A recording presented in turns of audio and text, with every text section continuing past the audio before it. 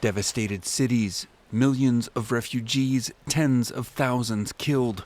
3 months after it launched its invasion of Ukraine, Russia has little to show for its efforts beyond limited territorial gains in the south and east of the country.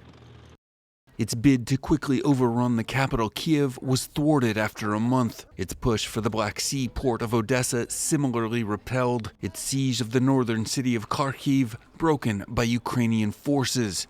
Western governments estimate that Russian soldiers have suffered more casualties over 3 months in Ukraine than during the Soviet Union's 9-year invasion of Afghanistan.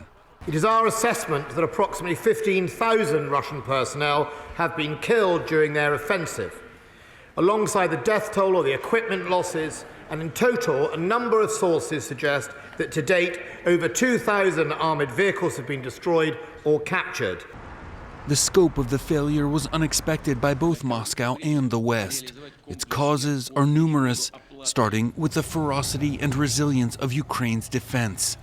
For decades a third-rate fighting force, Ukraine's army was reorganized and modernized following Russia's 2014 annexation of Crimea and the subsequent Russia-backed war of secession in the Donbass. Since the invasion began in February, a steady flow of Western military aid, including thousands of light missiles like US-made Javelins and Stingers, have helped Ukrainian forces destroy thousands of Russian armored vehicles and deny Moscow dominance over Ukrainian skies.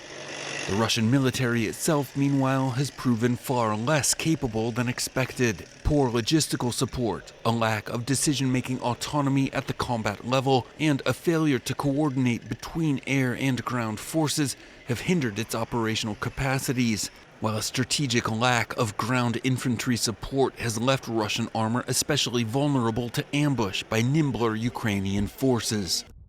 Russia's failures on the ground have led it to focus on long-range bombardment, devastating targeted cities like Mariupol. The invasion and its human cost have left Moscow more isolated than ever on the international stage. But despite its setbacks, the conflict could be far from over. Military analysts now predict a grinding war of attrition in eastern Ukraine as Russia tries to expand and consolidate its control over the Donbass.